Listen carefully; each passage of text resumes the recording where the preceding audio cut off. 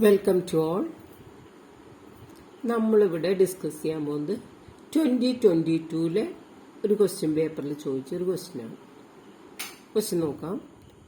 Complete the following table with regard to the provisions applicable in the absence of partnership deed on the basis of the hint given. നമ്മളോട് ചോദിച്ചിരിക്കുന്നത് എന്താണ്? Provisions applicable in the absence of partnership deed. Partnership ഡീഡിൽ ഒന്നും പറഞ്ഞില്ല എങ്കിൽ, deed silent ആണെങ്കിൽ എന്തൊക്കെ കാര്യങ്ങളാണ് ആപ്ലിക്കബിൾ ആയിട്ടുള്ളത് എന്നുള്ളതാണ് നമ്മുടെ ക്വസ്റ്റ്യൻ.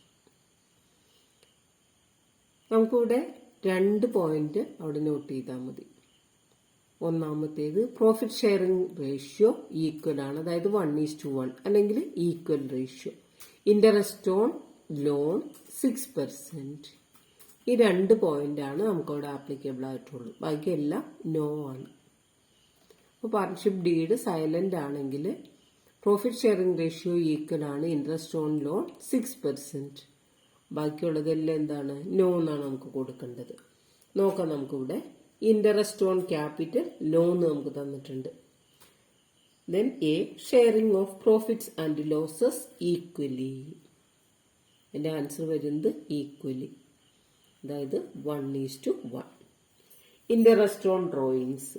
പാർട്ട്ണർഷിപ്പ് ഡീഡിലൊന്നും പറഞ്ഞില്ലെങ്കിൽ ഇൻട്രസ്റ്റ് ഓൺ ഡ്രോയിങ്സ് നോ ആണ്. Interest on loan from a partner. ഒരു പാർട്ട്ണറിൽ നിന്ന് ഫേമിന് ലോൺ കിട്ടിയിട്ടുണ്ടെങ്കിൽ അതിന്റെ interest rate 6%. Then next remuneration to partner. പാർട്ട്ണർക്ക് റെമ്യൂണറേഷൻ നോ.